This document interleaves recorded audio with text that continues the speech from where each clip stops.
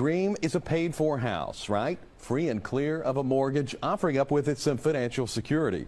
Corinne Woodson has that, or so she thought. The Woodson family purchased property, 40 acres, outside of Auburn in the early 1900s. Now, back then, this was well outside of the city limits. And now, this heir property has been passed down through generations and has also become prime real estate in Auburn's booming Moores Mill area. The land has been eyed by investors for decades, and soon a forced sale will happen. Now, based on what property in the area is selling for currently, this land could be worth $20 million. Mrs. Corinne Woodson has lived in this house on Hamilton Road in Auburn for more than 60 years. But soon, at 83, she'll be forced to move out. I'd like to ask them why. You know. Wow.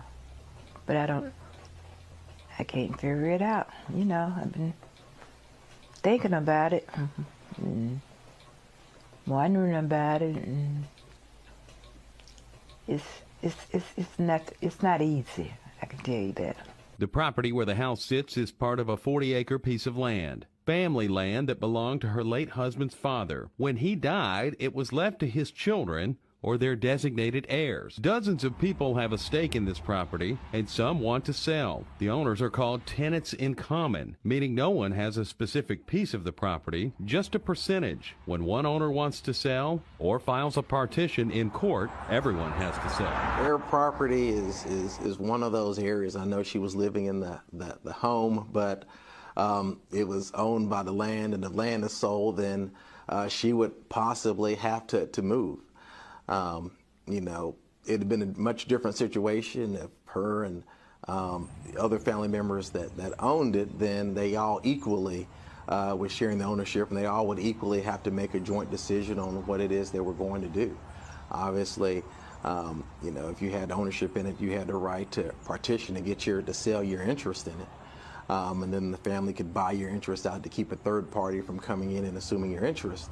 But because she was living in a house that was owned by the property that then got given to another family member, then she's at the whim of whatever ultimately happens with that sale.